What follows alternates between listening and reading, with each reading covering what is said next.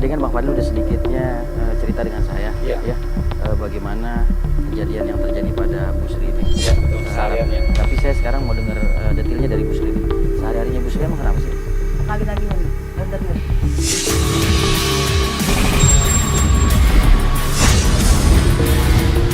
Berarti Ibu pinjemin orang misalnya uang Berbunga.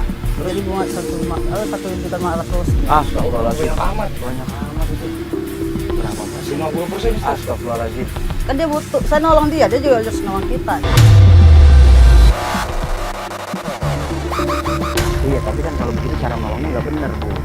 Ya, Saya udah berjanjian, katanya mau ya wajar aja. ya, dia mau karena dalam keadaan memang kesulitan, dalam keadaan memang dia terhidup kepepet. Risiko.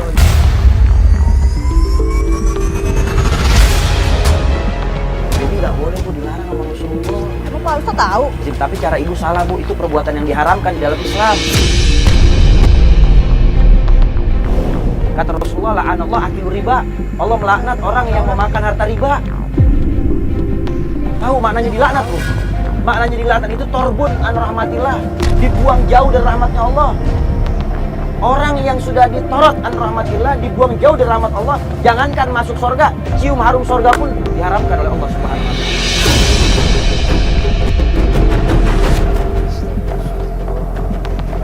Kenapa Ibu giling-giling? Enggak, kita mah nggak tahu masalah kayak gitu, masalah agama kita nggak tahu. Cuma tahunya duit gitu mah. Ya makanya sekarang kan Ibu datang di rumah hijrah, jadi tamu di rumah hijrah, sudah tugas saya untuk memberi kepahaman Ibu biar Ibu paham syariat Islam. Biar Ibu bisa ngerti dan Ibu berubah. Tahu lah, kita mau tahu gitu aja. Tapi Bang Fadli, saya yakin banget, duit yang dia dapatin dari riba pasti habis. Kenapa? Karena Allah udah bilang dalam Al-Quran, kata Allah Subhanahu wa taala, yamhaqullahu riba wa yurbi shadaqah. Allah Subhanahu wa taala menghancur leburkan harta yang didapat dari hasil riba, dan Allah menyuburkan harta yang didapat dari sedekah. Kalau orang dapat duit dari riba, pasti bakal dihabisin. Kagak ada keberkahannya. Mau punya duit berapa juga nggak bakalan bisa berkah.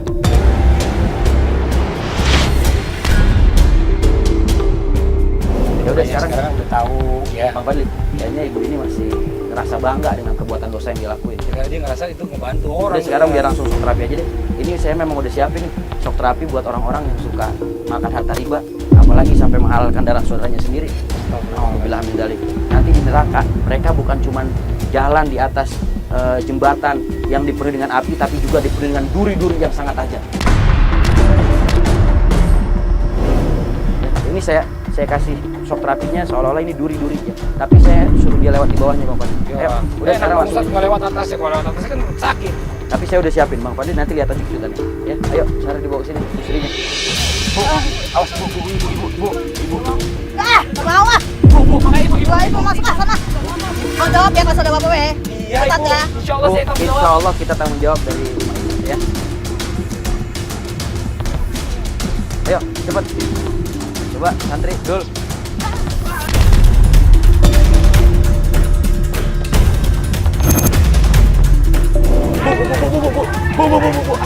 Bu. Ayo, Bu. Gue takut sama istighfar, gimana sih lo? Lo berani ngomong, berani kalau lo masuk sini coba.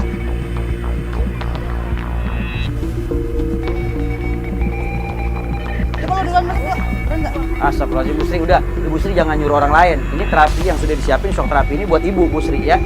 Bukan buat yang lain. Ayo cepat. Enggak, gue kakek. Ayo cepat Ibu masuk.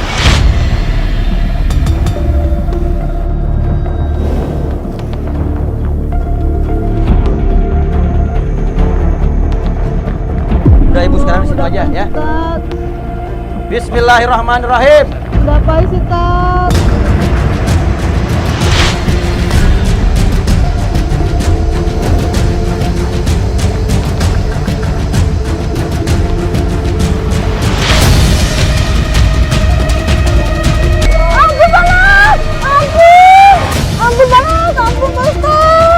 Ampun.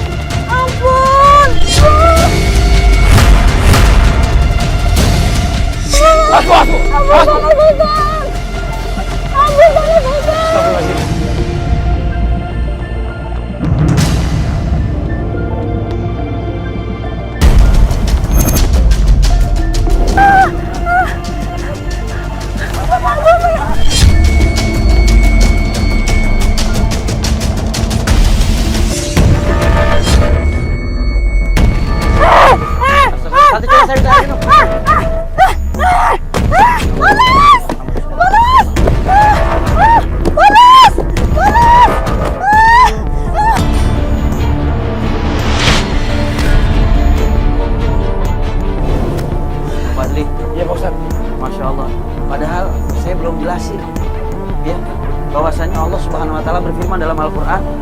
Kata Allah Subhanahu wa taala dalam surah Al-Baqarah ayat 275, alladzina yaquluna riba la yaqumuna illa kama yaqumul ladzi yatakhabbathu syaitanu minal mas.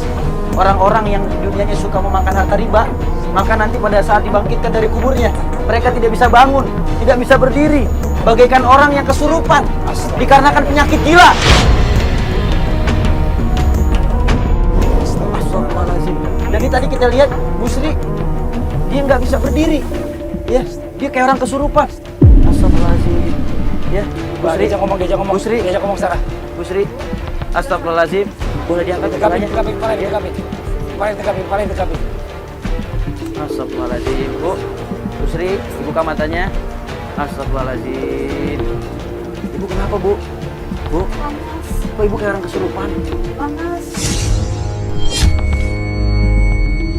Ibu mata saya blank, nggak jelas gini. Astagfirullahaladzim. Ya Allah. Sekarang ibu bisa ngerasain kan? Bagaimana Allah kasih azab orang-orang yang suka makan harta riba. Astagfirullah. Ini baru di dunia, Bu.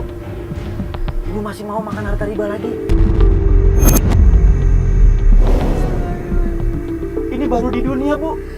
Allah udah perlihatkan seperti ini. Belum nanti pada saat dibangkitkan dari kubur. Astagfirullahaladzim. Ibu nyesal dengan perbuatan ibu. Masih mau ngezolimin orang lain, Bu. Bahkan ibu sampai mengambil keuntungannya 50%. Orang yang lagi kesulitan harusnya ditolong, diberikan pinjaman, bukan malah semakin dihimpit, semakin dizolimin. Astagfirullahaladzim. Ya Allah. Ya Fatih, ya Pak Ustadz, pelajaran ini kayaknya cukup buat Bu Sri. Iya Pak Ustadz. Saya kasih yang lihat keadaannya. Ya coba Pak Santri boleh dibantu ya, buat dibawa istirahatnya. Iya, saranya di bawah ya. Iya. Astagfirullahaladzim. Iya, Bapaknya iya. atas pelan-pelan. Astagfirullahaladzim. Ayo di bawah. Ayo.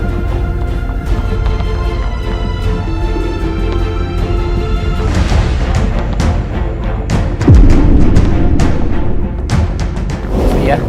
Mesti sekarang udah seger lagi kan nih. Udah siap lagi belajar nih buat proses yang berikutnya nih Bu ya. Hukuman apa lagi Pak Ustadz yang dikasih saya Pak Ustadz? Astagfirullahaladzim. Panas banget badan saya. Ini lagi nih air. Ini modelnya. Masya Allah, ini Bu Sri ya.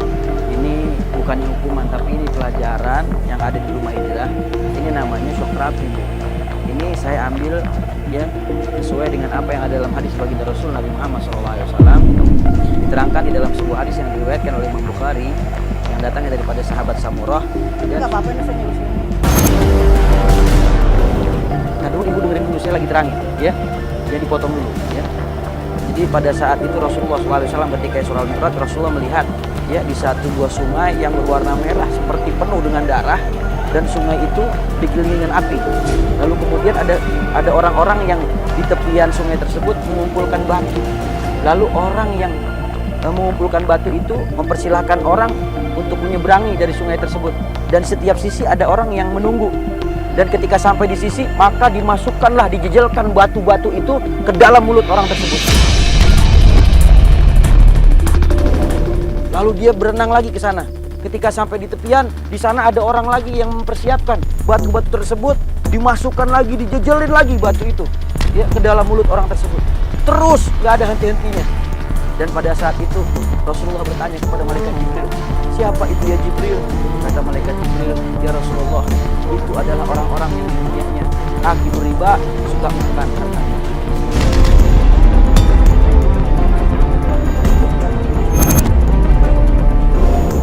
Dan ini saya kasih pelajaran ya, ini belum seberapa nanti di nerakanya Allah ya. Kalau di neraka nanti bakal dijelin batu-batu dari bara api neraka ya, dan disuruh menyeberangi sungai yang dikelilingi api neraka. Ini ibu saya suruh jalan di sini ya, ibu saya siapin untuk bawa batu ya. Ayo silakan ibu turun ya. Boleh Bapak.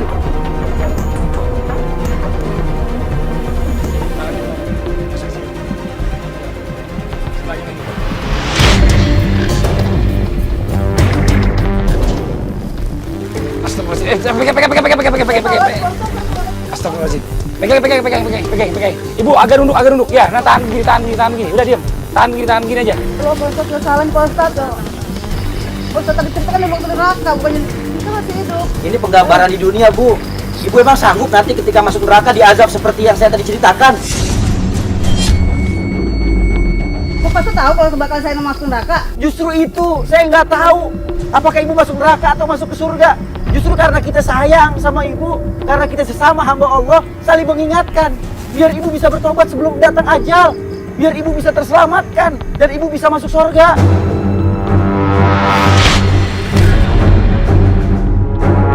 Santri, Idrus, Dul, bosin obornya. Pak Ustadz, kalau gitu saya langsung nunggu di sebelah sana aja ya. Iya, Bapak ditunggu sana, Bapak.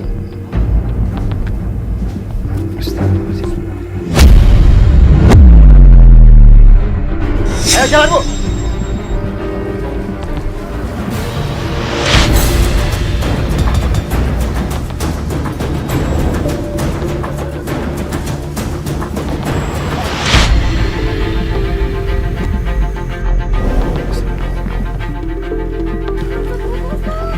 Jalan Bu, kesini Bu, ayo Bu. Ibu sini Bu. Ibu diri. Awas Ibu, awas. Ibu diri. Astagfirullahaladzim. Ayo berdiri.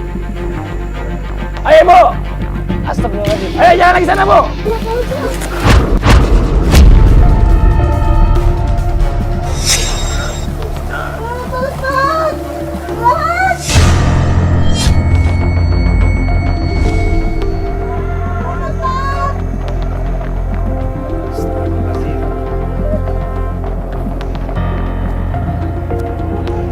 Ini saya tambah lagi, Bu.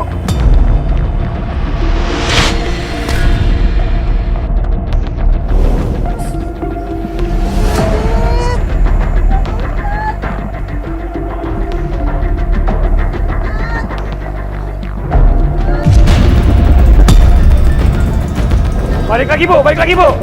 Ibu balik Bu. Balik Bu. Ampun Pak Ustadz.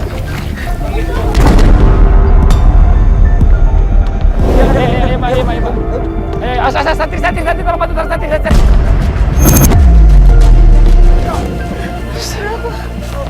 Ampun Pak Ustadz. Ampun Pak Ustadz. Udah Pak Ustadz.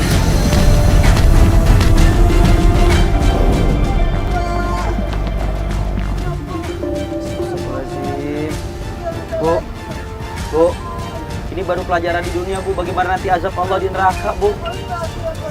Astagfirullahaladzim. Ibu masih ngomong renten Bu.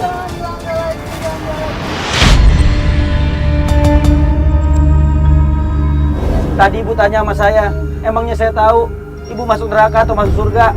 Bu, Rasulullah udah ngingetin kita, Bu. Kata Rasulullah tidak akan berkumpul dalam diri seorang antara iman dan kemaksiatan.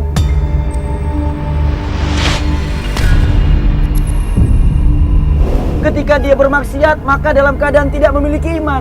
Ketika dia beriman, maka dia tidak akan mengerjakan kemaksiatan. Dan khawatir pada saat ibu melakukan makan riba, pada saat itu Allah cabut ajal ibu. Ibu mati dalam keadaan sul khatimah.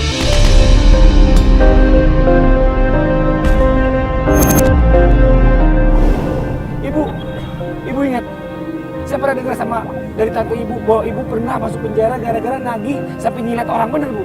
Astagfirullahaladzim. Bener Bu? Apanya yang ibu silet Bu? Mukanya, ya Allah. Allahu Akbar. Ibu telah melakukan perbuatan yang sangat dimurka Allah, Bu. Ibu tahu memakan harta riba itu termasuk salah satu daripada perbuatan dosa besar.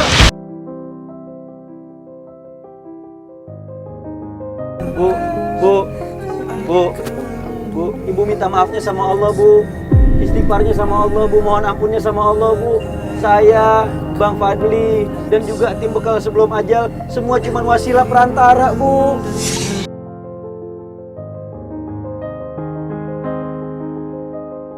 Alhamdulillahirrabbilalamin.